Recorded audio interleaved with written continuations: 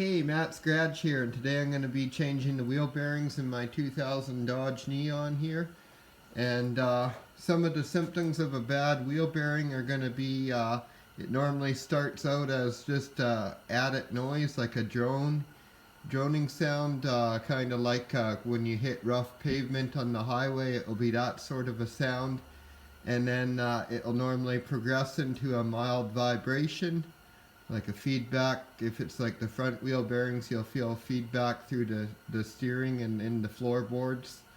And then if it progresses past that point, it will get like a choppy sound, like a helicopter to it. It's really bad at that point, and it'll just keep getting louder and rougher. They normally don't get actual play in them. Like this one's quite loud on the highway now. I actually noticed it about 15,000 kilometers ago, and I've just been putting off replacing it because I knew it had some life in it still, but there's no play in it at all. They may build a little heat. That's one way you can determine which side it's on, although you should replace in pairs anyways. But still, if you're trying to figure out which one it is, you can feel around the hub here after a long bit on the highway, and you can even use I've used like a laser temperature gun before to do that and check the heat difference side to side and front to back to try and determine which one's building heat. They don't always build heat either, but this one was getting warm, and the other side was ice cold because it's really cold out. So definitely the left side wheel bearing in my case, but I'm going to be replacing both front wheel bearings anyways. They're a press-in bearing, so what you get is literally just a bearing, and then you need a hydraulic press to install this. So I'm going to show you how that's done. It's quite a in-depth process actually. This isn't something that you really want to tackle for your first time repair or whatever, but if you've got the tools to do it and a little bit of time, you can certainly get it done. It's more about being careful than having lots of skill. So one other clue that your front wheel bearing may be going out on you is that when you turn around corners and you load it up, like if you had a bad bearing on the left here like I do, and you go around the right hand corner, so it's pushing, the weight of the car is pushing against the bearing, that would generally make it louder. It's not an exact science because your CV axle could be the problem, the failing component, and so it could be the thing making the noise. So when you do that and you're trying to determine which it is, try going around the corner without your foot on the gas at all, so that you're just coasting around it. And if you still hear the noise, then it likely is the wheel bearing. If the noise was to get louder when you applied gas, like if you were throttling through the corner and it was really loud and vibrating hard, then that would likely be your CV axle going out. It is hard to capture the sound of the bad wheel bearing on camera. This one's quite noisy, and I did do this little clip of it, but you can't hear it as good as I would like.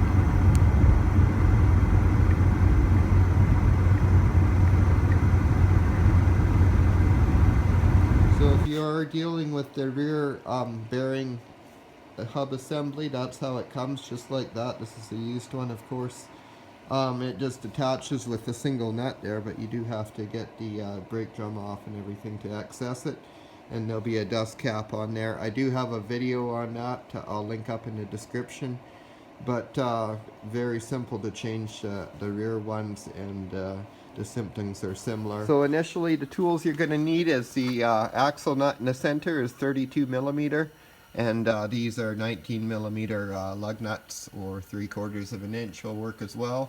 Make sure you get your vehicle jacked up and support it with some blocking or jack stands. If you don't have an impact or anything to impact that off with, you're going to need to break it loose while the tire's still on the ground, of course. It's a good idea to put a drop of oil on that, on those threads before you take that axle nut off. Okay, well, depending whether your axles are original or not, you may have one of these retainer caps on here with a cotter pin through it, so you'll have to straighten the cotter pin, and then One really easy way to get a cotter pin out is to put your needle nose pliers through the eye of it and then use a hammer to tap it right out. And that way, if it's not perfectly straight, the hammer will just force it straight as it comes through. This car sees a lot of salt and debris, so it does not have an easy life. There we go. So that cap on there just locks the nut from coming off again. But a lot of them have a nylon insert in the new nut, or they'll have like a ferrule nut that will scar up the threads as it goes on, which I don't really like, but a lot of the aftermarket axles come with those alternative options, so you don't have to use this. Perfect. And then there is just this big washer here that goes behind the nut there. The other side actually has had its axle replaced before, and this is what you call a ferrule nut. You can see those little lines in between there. Those are like areas where the metal's pushed out, and it will actually scar up the threads. And it was a lot harder to get this one off anyways, and if it doesn't really show on camera, but the threads are scored up a little bit. And there's no washer on this one, it's just got a thick base. Before you go any further here, you might want to just check your CV axle. This one is obviously pretty new. It's got a sticker still on it there, but still check it. And how you do that is you give it a little twist, make sure it doesn't have any play in it or any clunks. Also, you can slide it back and forth. It might have a bit of play where it goes into the transmission housing, but it shouldn't have any play at all on this end or under the rubber boots. That's where the actual joint is. It shouldn't have any play in that area. So I'm going to be removing the brake caliper now, and you just you take out these two 10mm bolts. The bracket's part of the spindle, so it doesn't come off.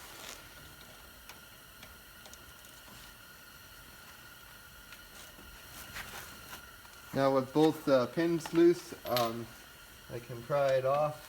You can only get it from one end, and then it slides out. It's hooked under this end is what I'm trying to say. So my rotors aren't perfect, so it's grabbing on them a bit. There we go.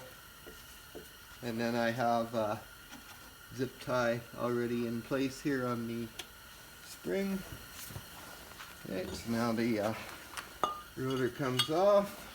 Here on the tie rod end, you want to make absolutely sure you get those threads cleaned and lubed, because especially if you're not using an impact, this could break loose in here. It's like a taper fit into the spindle, and then it'll start spinning before the nut comes all the way off. It's a big pain in the butt, so next avoid that. We're going to remove the tie rod end here. It's a 19mm deep socket you'll need. Okay, so I'm going to be using this tool, which I recommend it in my 5 tools every car guy needs video, so check that out in the description if you want to see the other 4. But this is my tie rod removal tool, and I'll be using it here to remove this tie rod. And the nice thing about it is it doesn't damage the boot or anything, so if you're using the tie rod like I am here, it's great. So you just slide it in on top there, and it's got a surface for you to hammer on. And then that, I'll just unclip you here and show you. You can see it pushes on the stud on the bottom, which I actually had to grind a little off this one. It's an aftermarket tie rod end, and it's got an extra long stud on it. But now this portion of it's pressing on the top here, and this pushing on the stud. Then when you tighten this down, which you can use an impact on, just make sure you keep it oiled up. It'll pop it apart. And this tool is a 19mm, so we'll hit it with that, and there we go. Popped it right off. Make sure you put that shield back on there. Okay, so 21 millimeter on here. They are splined on that side, but I already hit this one and it was slipping, so I've got a wrench here.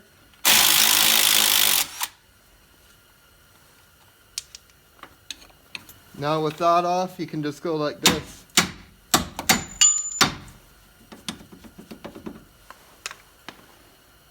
Okay, now we're gonna take the lower one off, the lower pinch bolt off. It's 15 millimeter on the bolt head side, and it's 18 millimeter on the back side, the nut side. And now the one last thing you want to do as you're pulling this out of the strut is just make sure your axle is free in there, which this one is. No problem there. And then you can just pull this out. You can snake the axle out like that. And now this will lift right off the lower control arm, the lower ball joint there. If you've pried out, this is the part I'm talking about prying. You just stick your pry bar in there and you spread that a little bit. There we go. So there's your complete front spindle assembly off.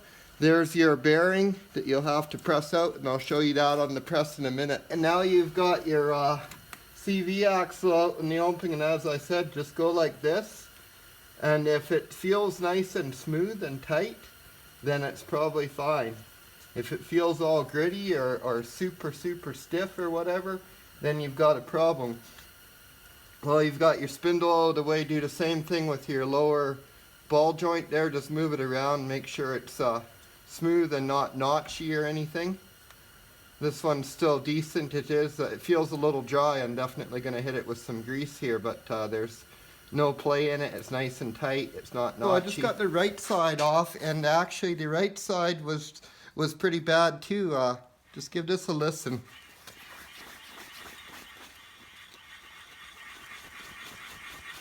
You can hear that dry sound in there, and it feels very notchy when I'm turning it. So this bearing was definitely very rough shape as well. Meet my 12-ton press, and you're going to need at least a 6-ton press to get these out. I've actually used a press with a gauge on it, and I have hit 6 tons pressing on these exact bearings before.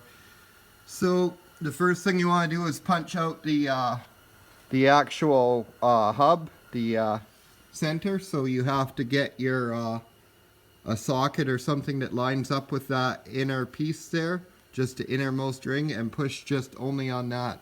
There is a retainer ring right here that is holding the bearing in, so you can't press the whole bearing out. You just want to press out just this hub here. So that's what we're going to do. I'll set you on the tripod there and you can watch. And it's just trial and error to get it set up right, but you want to get everything lined up as perfectly as you can. Everything in a straight line, otherwise it'll jam up. Okay, so a press is a pretty dangerous tool, and you don't want to just carelessly pump away. You know, pay attention to what you're doing, but there will be a lot of creaking and noise as you go here. I'm going to stand to the side in case something does blow out. It looks like it's already broke loose and moving, so I should be able to just keep pumping until that whole hub face pops out the bottom side. See what I mean by popping and bending? So that's pretty normal, and there you go. Popped right out, no issue. It's coming out nice and easy as well.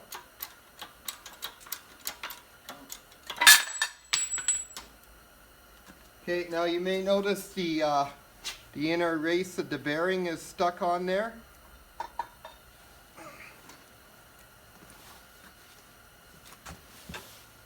Right there you can see that inner race is stuck on there, and so what I'm going to do now is just take my angle grinder and I'll grind down so it's paper thin on one side, and then I'll be able to just easily drive that off. I'll show you that in a minute. So now the bearing's being retained by this retainer ring. It's held on by these three 13mm bolts.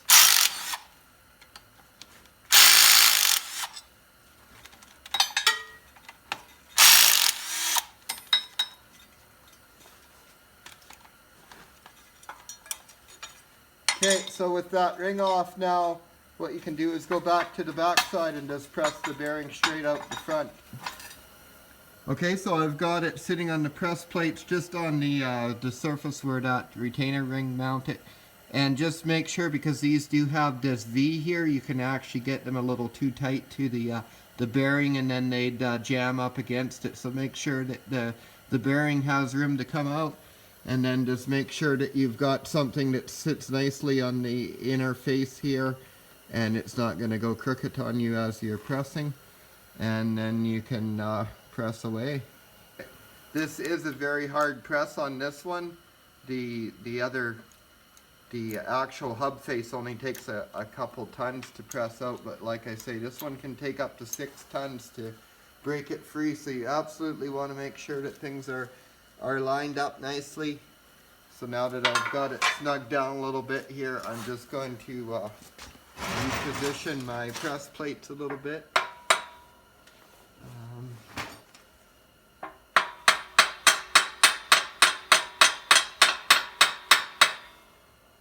Okay.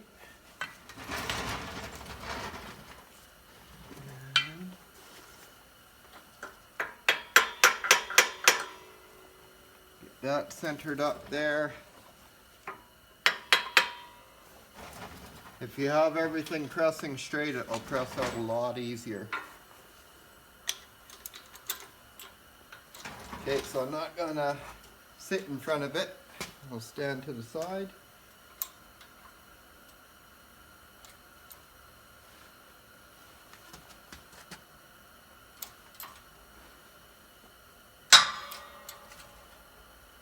So you can hear it starting to break loose there. There, it really broke loose good there.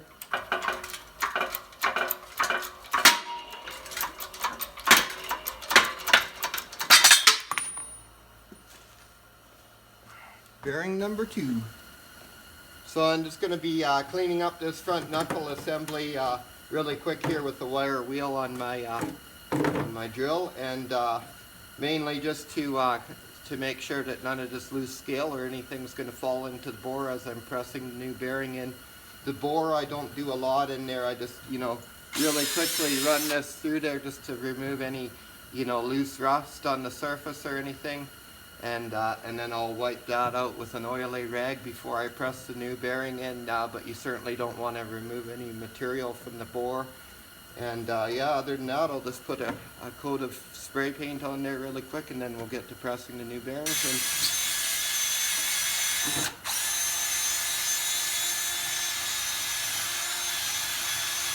Here's the finished result of the wire wheeling. That's what it looks like right before I paint it. I'm just getting ready to spray some paint on this, and I'm going to do one last thing. It doesn't show up that well on camera, but there's some wear indentations here from where the brake pads ride, and you don't want that because your brake pads could end up sticking on that spot if it gets bad enough. It's you can just roughly see those marks there and there, and then there's a couple there and there. So what I'm gonna do is just take my little right angle die grinder with this flapper wheel on it, flapper disc, and smooth those out. So there's the one face completely cleaned up, and I didn't take a lot of material off there. You definitely don't want to take a lot off or your brake pads will get sloppy in there, but you're better to take a little off than have them sitting in those grooves. I blew them off and everything to get them all nice and clean, and I really like this Crayon dual spray paint. Holds up really good.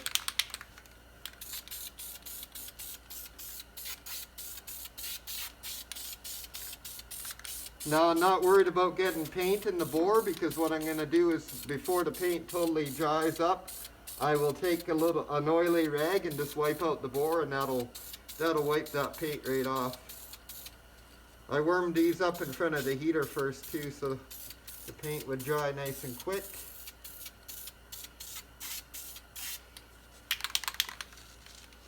Didn't have any gloss black, so this is flat black. So I'm going to be grinding through this just on one side of it, and that'll loosen it up enough that I can pull it up off there easily. So I'm just going to be hitting it like that with the wheel. I've put some masking tape here to protect this surface. So I hope you'll be able to see what I'm doing here.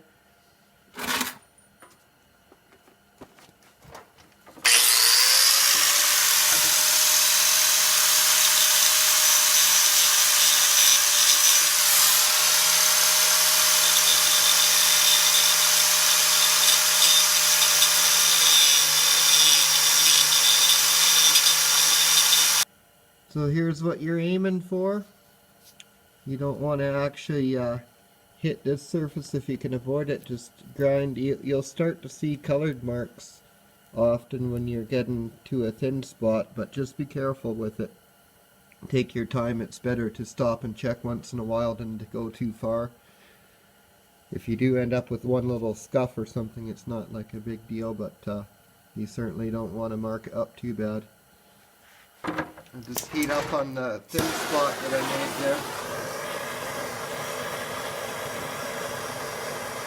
And what that'll do is expand the whole thing and it'll come off a lot easier, but it might also break right here from the how thin it is.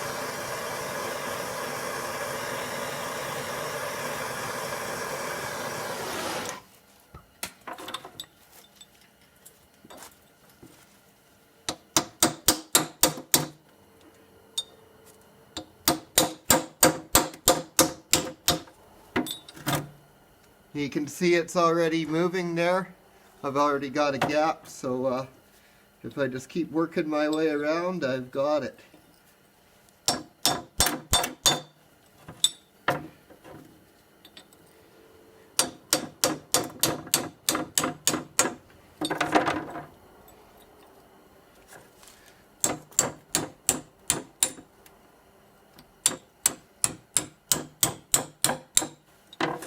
You know, actually, I'm not sure if this will show on camera, but it did actually crack across there. So you can see I did leave material there. I hadn't ground through it or anything. You don't have to get all the way through it to get it to, it'll just split if you get it thin enough. And just like that, I've got it off, and no real damage to it. There's like one little nick on that surface, and then I marked this up a little with my chisels, but I'll run around there with my little die grinder and just clean up those burrs so that the new bearing seats down properly. So you can see that crack I was talking about in there.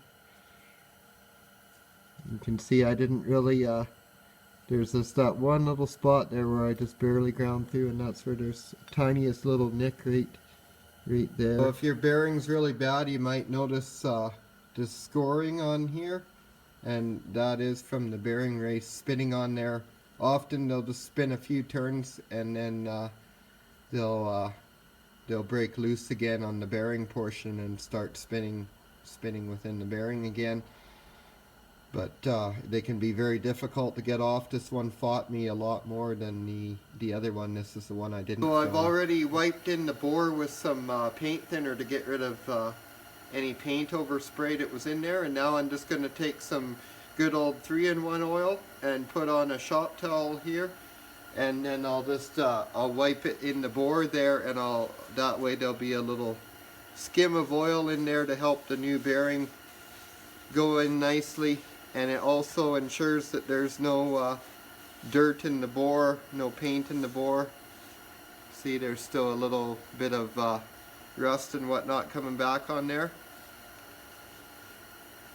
And you don't have to worry about it hydraulicking, because there's actually a groove there that would take any oil that got squished down by the bearings. Okay guys, well from here it's simply a walk on the beach.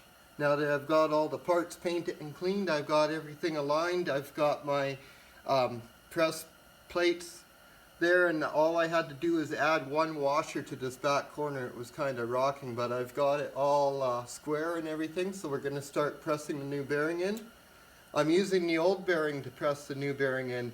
That's the beauty of the one race popping out of that old bearing, is you have something to press with.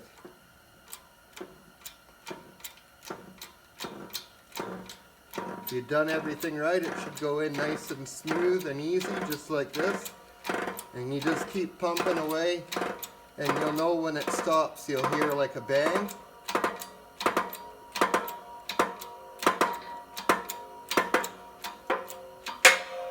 Right there. So that bearing is now bottomed out in there. You don't need to go any more after you hear that bang and the springs sort of twang.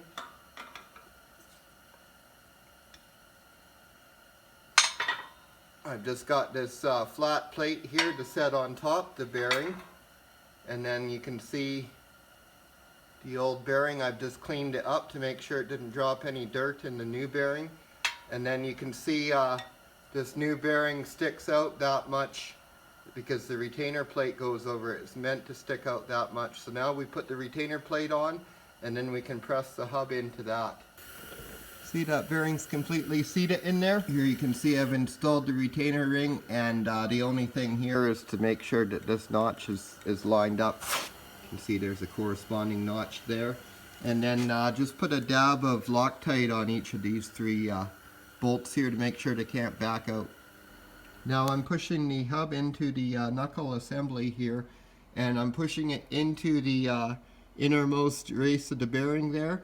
And so you can see on the bottom side I have it supported with a socket there. It's only touching that inner race, so just that part. You don't want to have anything pressing on the other parts of the bearing during this operation here. So here we go, we're going to push this hub into the bearing here. And I have oiled up the hub, the same thing. I wipe it off with an oily rag, and that gets rid of any dirt particles that might be on there. I've just got to check that because it could have slipped on the support here. It didn't, but you want to make sure if it really thumps like that, that you check it and make sure that it hasn't gone out of position on you, because you can wreck the bearing if you're not pushing properly on that support. So it shouldn't take a lot of force to press in.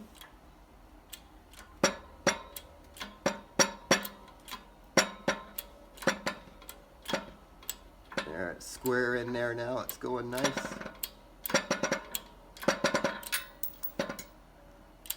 I'm just going to double check again before I boggle out. Yeah, that actually has slid to the side a bit, so I'm just going to back off and reposition it so that I'm not putting any undue pressure on anything.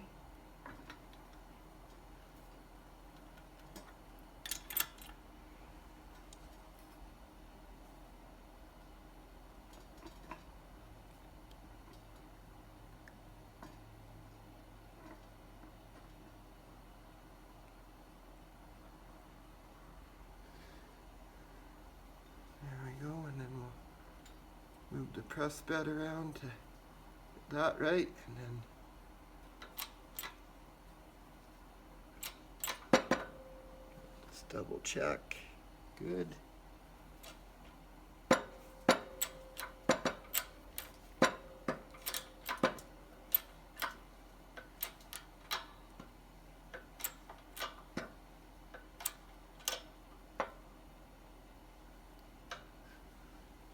Okay, and I believe it has come up tight. Right in there, you can see where it's seated onto the bearing race there. So it's all the way seated.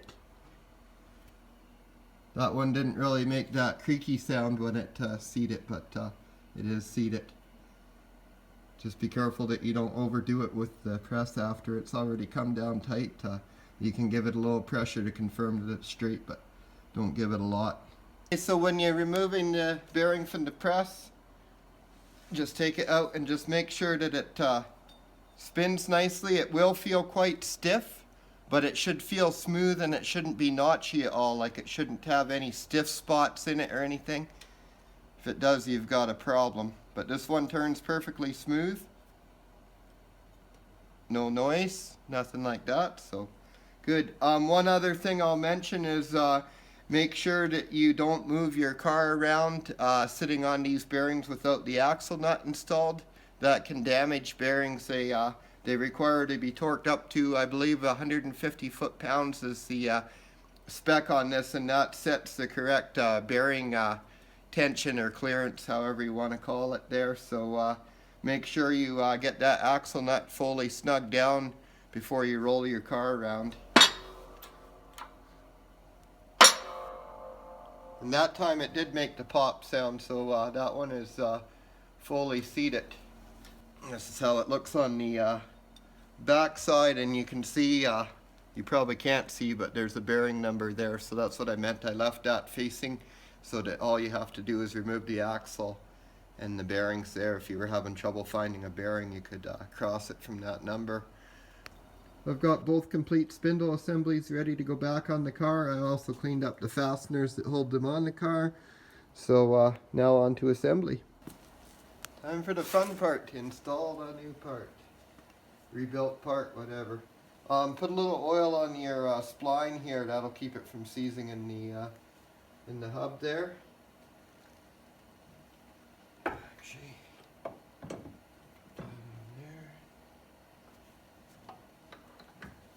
there.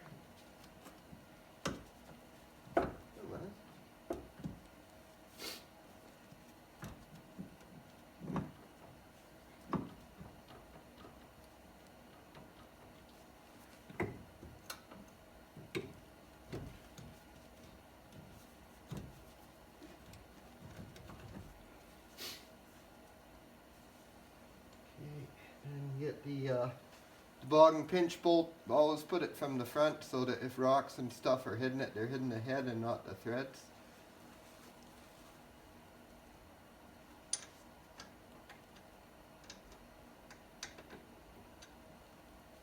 You'll have to spin it around and whatnot until it all lines up perfect on the pinch bolt. And it'll slide right in just like that. And these strut bolts are pretty easy. You just have to manhandle it enough to get the bottom one in, like that. And then you can normally just push it in till the top one lines up like that. It does have a spline, so normally you got to hammer, then that lower hole seems worn out.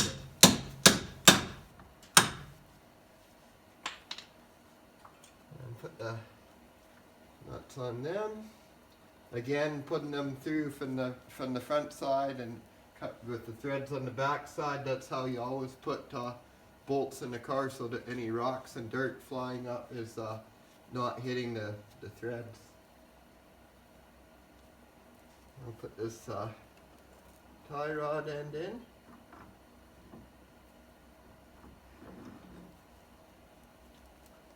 It's got a, oh, I almost forgot the dust shield there.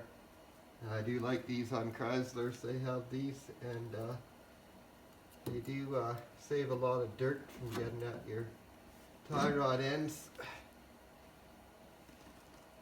Get that nylock on there.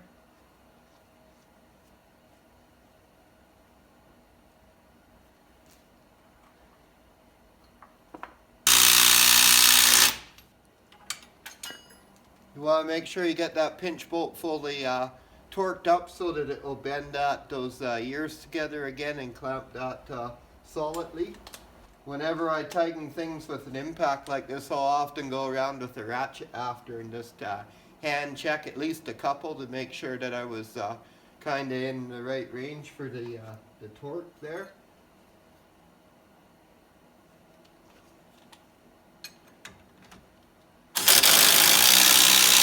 19mm deep socket on this. Now, because that's a taper fit, what works often is just give it a little tap with a hammer just to set the taper, and then it won't spin on you when you try to impact it tight. Hopefully you have an impact. It makes it a lot easier. Just hold it down too while you're doing it. That's one I'll definitely hand check to make sure it's torqued properly. Axle washer, axle nut. I just try and put them on the same way so they don't have the rusty side going in.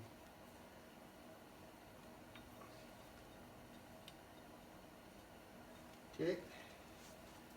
So I just got to get my impact and zip all that tight, and then this center nut here, I'm going to rattle it down quickly with my impact, but then I'm going to torque it up to 150 foot-pounds with a torque wrench, because that is somewhat critical to make sure that your bearing clearance and everything's set correctly. So on Neons, there's actually just enough room in the brake vents here on the rotors to jam a 1/4 inch extension in there, and I've got it jammed against the caliper bracket here, so now I can torque the center bolt to the spec, which is 150 foot-pounds. I've already snugged it down with my impact. And anytime you're torquing something, you want to be really smooth as you bring it up to torque.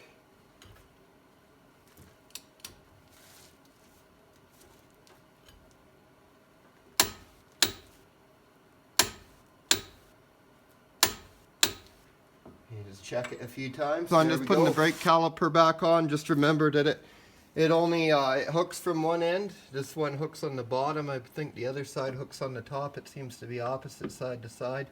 But you have to put one end in first no matter what. And then the other end just slides back, and then boom, it's on.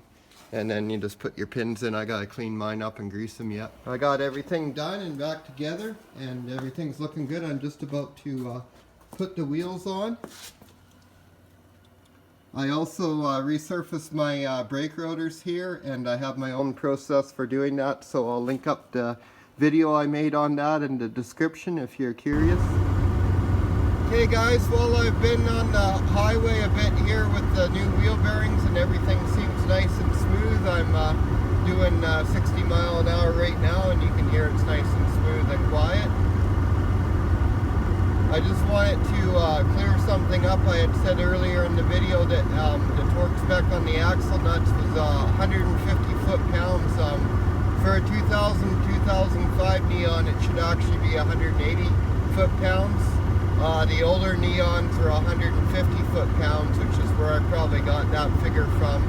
And they actually have the same size axle and nut, so I'm not sure why it would be different. And I'm just going to leave mine at 150 foot-pounds, so I'll leave that up to you. So I hope this video was helpful to you. Thanks for watching Matt's Garage. Don't forget to like and subscribe.